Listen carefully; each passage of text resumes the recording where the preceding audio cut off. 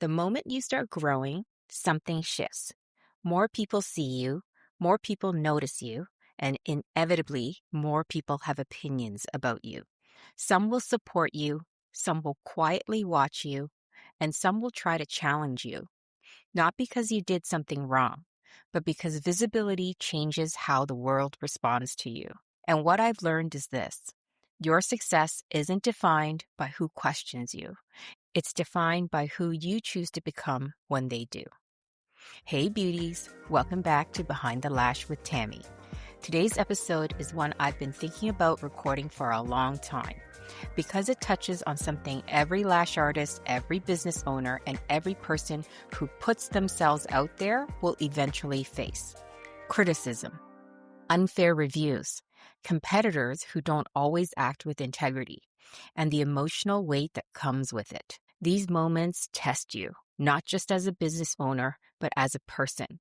They test your confidence, they test your emotional resilience, and they test whether you stay aligned with who you truly are. I want to share a few personal experiences I've had, and more importantly, what they taught me about leadership, emotional strength, and building a brand rooted in trust. Because your reputation isn't built when everything is easy. It's built in how you lead when things feel uncomfortable. The one thing people don't talk about enough is that growth makes you visible, and visibility makes you vulnerable.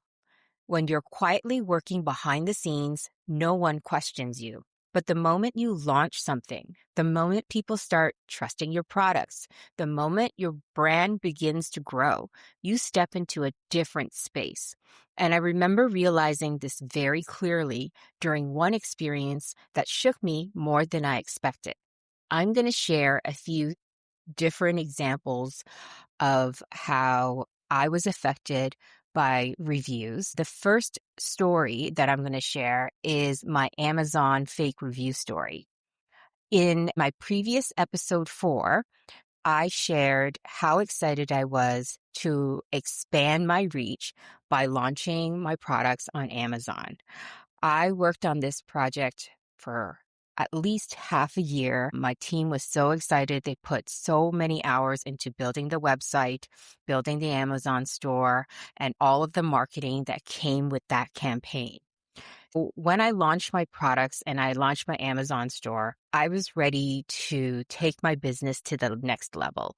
I already had an established brand, but I knew that if I leveraged Amazon's reach, I could create a brand that could possibly be even an international brand. I was very, very excited for the beginning of my new chapter. When it comes to Amazon, because you have this bigger reach, you're now going to have a bigger reach, and all kinds of people, all kinds of different customers are going to come out of the woodwork. This one story that really shook me had to do with a customer who bought my Vision Glue. And when the review was posted, I saw that it was a verified purchase. That means that this customer placed an order for my glue, they purchased it, and then they were able to leave a review, which is not suspicious because if somebody wants to just leave a fake review, they don't even bother making a purchase for your product. And so those reviews are even more questionable when it comes to authenticity. She wrote that it was the first time she tried to use my Vision Glue and she couldn't get it open. She said she tried to get it open. There was a picture of how the cap had come off of the Vision Glue. She couldn't open it, and how she used her teeth to open it, and that she even hurt her hand. She tried so hard to open it that she hurt her hand. She showed a picture of a red mark on her hand. First of all, the red flags in this review are huge. Who tries to open something with your teeth? Again, that when something is so exaggerated, it really sends off alarm bells. Then secondly, picture where she took, there's a picture of my glue that she took. And in the background, she left the red Sharpie marker in the picture. She didn't even realize that she marked up her hand with this red Sharpie and put it on the table and took a picture of my glue. Obviously, I have all the receipts. I screenshotted all of this, and I try to reach out to Amazon seller support to say this person is hurting my brand by leaving fake reviews because she's claiming that she hurt her hand trying to open the bottle of my glue when clearly you can see the red Sharpie in the background of this picture.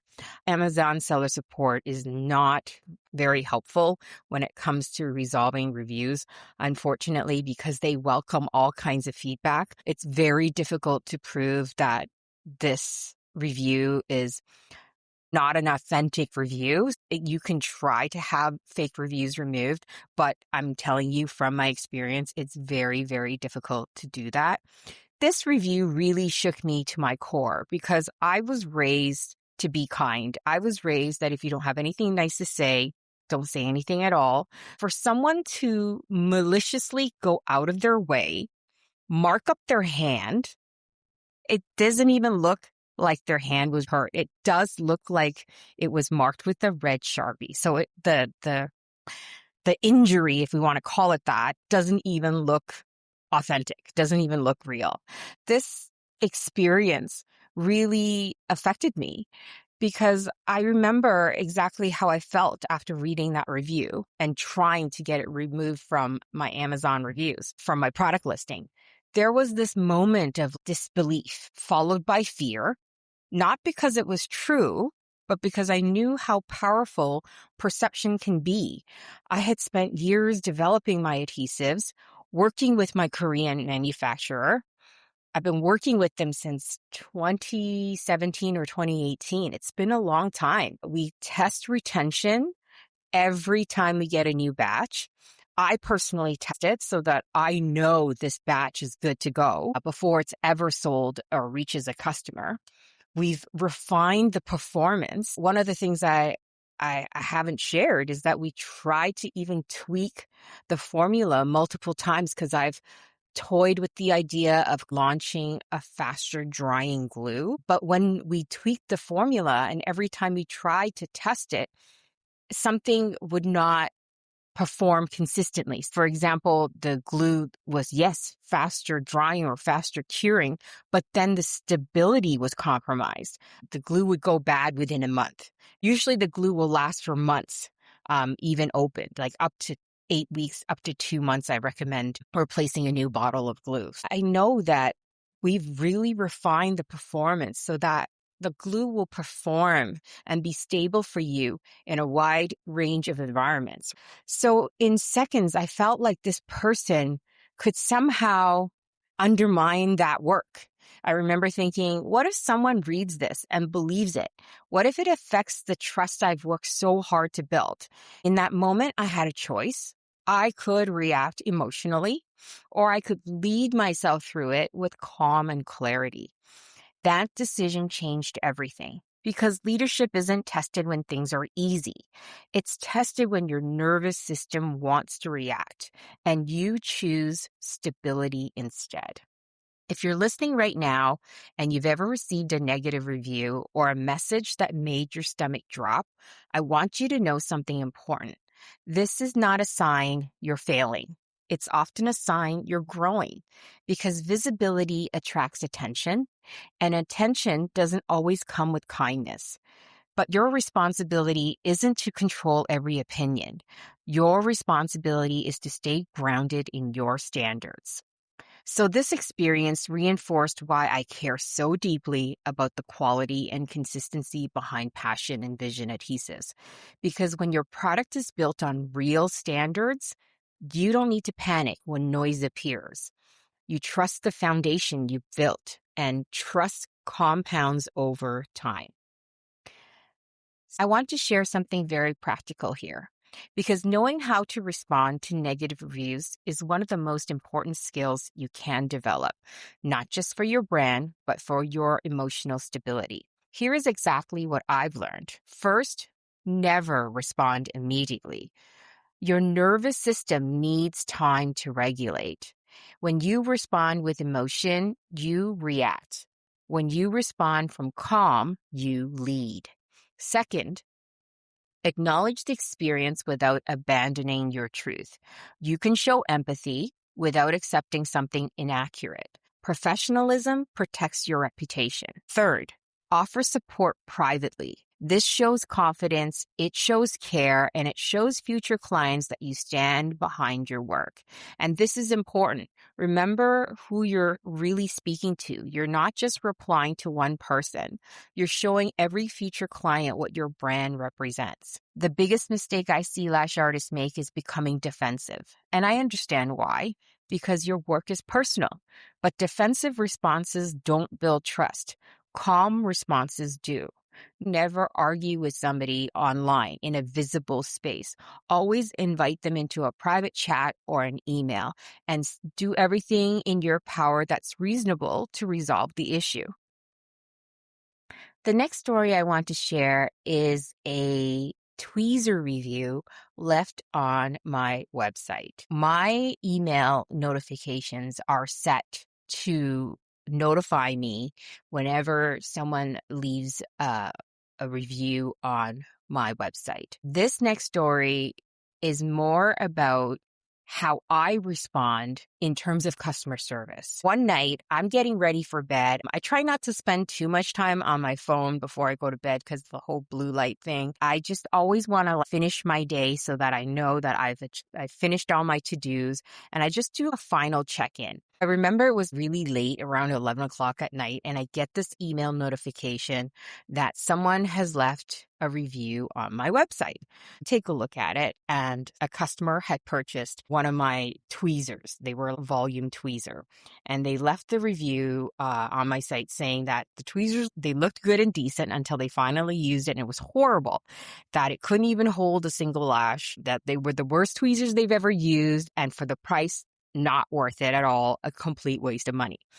Just to clarify, the tweezer is part of my clearance collection because moving forward, I do want to focus my brand on my two adhesives, my hero products. Most of the products from the previous collection are now 60% off regular price. They were priced on clearance, which meant that these tweezers were very, very affordable.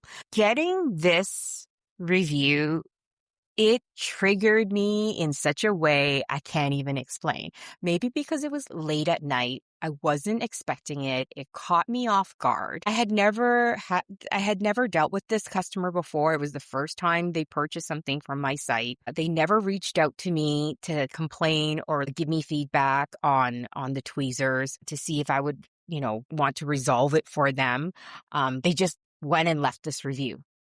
So for me, being a people pleaser, I found it super triggering. I wrote back to the customer and I said to her, "Thank you for your honest feedback. I'm truly sorry that the tweezer didn't meet your expectations initially. I take every review seriously and stand behind the quality of every product. To make things right, I personally hand test every tweezer. I believe that every tweezer should work, or else I'm not going to sell it to you. If I can't make a fan with that tweezer, there's no way I'm going to scam you and sell you a tweezer that doesn't work. When you buy a tweezer from my site, it is 100% guaranteed to work because it's worked for me. Now, given that, I understand everybody is different, your hand grip, your preferences, and how you work and how you make fans. There are different ways to make fans. When I say fans, I'm assuming that you understand how to make a volume fan by hand. Because of these differences, I understand that not every tweezer is going to be right for every artist. You do have to invest in a couple of different styles and test which ones that you prefer that are lightweight and don't cause any hand strain. But at least you buy from a company that cares enough to test every single tweezer before they ship it out. It's not about making sales.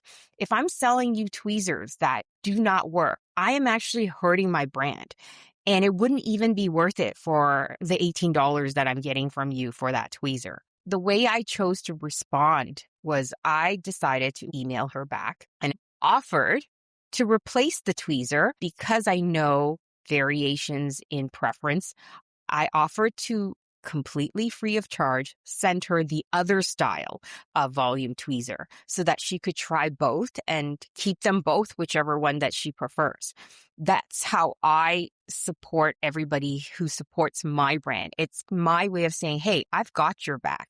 I reached out to her, sent her that email. She replied back that she was happy to receive both. They actually both worked out great and that she was very happy with the end result. I reached out to her again and explained that I'm a small Canadian brand and I take every review seriously.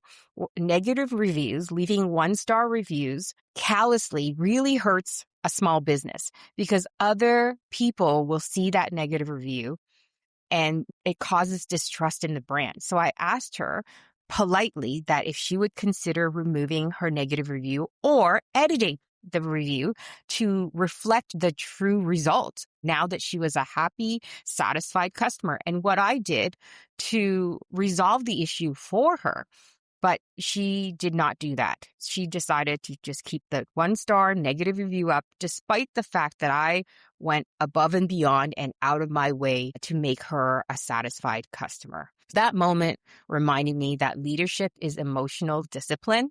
Not everyone will have the same experience. Not everyone will understand your intentions, but how you respond shapes your brand far more than the review itself. Another unexpected part of growth is learning how to navigate competitors. And this was something I had to learn slowly because my natural instinct is to help people. But I realized that generosity without boundaries can compromise what you've built. In the beginning of my lash journey and career, I would participate and go to a lot of lash social groups or networking groups because the lash industry was pretty new at that time. A lot of people were joining the lash industry, a lot of new artists. It was great to have that camaraderie and sisterhood of lashes, like having everybody who understood what we were going through. Being in the same industry was so relatable. It was so much fun to attend those groups and network and socialize. And we would go to dinners and really like do fun events. I remember that time fondly. I know that we don't have as many events nowadays, but back then it was a lot of fun to meet new people and meet what I considered colleagues. In the beginning, when I would attend these groups, I would often get asked, who's your manufacturer? Who manufactures your lash trays? Who is your Korean vendor? What other vendors do you use to create your collection? I was deeply affected by this because, again, I'm reminding you, I am a reformed people pleaser. All I want to do is make people happy. It's taken me 4 decades to realize it's not my job to make sure you're okay. I can't control other people's behavior. All I can control is how I respond to other people's behavior. I would get requests after requests, either through social media or in person at these different social events, conferences even. It was really difficult for me to say no. And that's just my personality, my upbringing, and learning not to people please anymore. I realized that protecting my work isn't selfish. It's responsible because behind every product is years of learning, investing, testing, and refining. And those decisions deserve protection. Imagine if Wendy's went to McDonald's and said, hey, can you give me all your secrets to make me just as powerful as you as a restaurant franchise? What would McDonald's say to Wendy's? How would McDonald's respond to Wendy's? It's the same thing. You can be a supportive colleague and still maintain healthy work boundaries. Protecting your business is not selfish. This was a really hard lesson for me to learn because I would feel guilty in those situations. It would be super awkward. I wouldn't even know how to respond. My anxiety would kick in. I would just freeze and not know how to respond. Then that kind of soured the relationship and made things awkward between that person and I. I always look to different situations and say, how could I learn from that and respond better next time? Sometimes I think about the response later, but I don't get the opportunity to respond in the right way. I deeply regret that.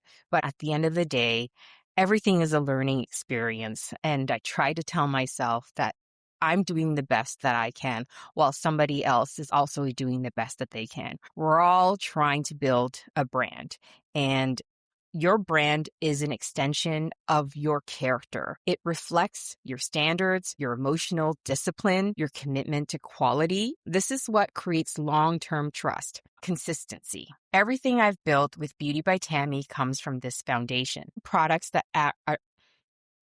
Creating products that artists can rely on, supporting them through education, and showing up with integrity. Because trust isn't built in one moment, it's built over time. If this episode spoke to you, I want to invite you to be a part of this conversation. Scroll down and leave a comment on this episode or send me a message on social media and share what resonated most with you. Your messages help me understand what you're navigating, and they help me create episodes that truly support you, not just as a lash artist, but as a business owner and a person. And if you've been finding value in Behind the Lash with Tammy, I would be so grateful if you followed the show, rated it, and left a review.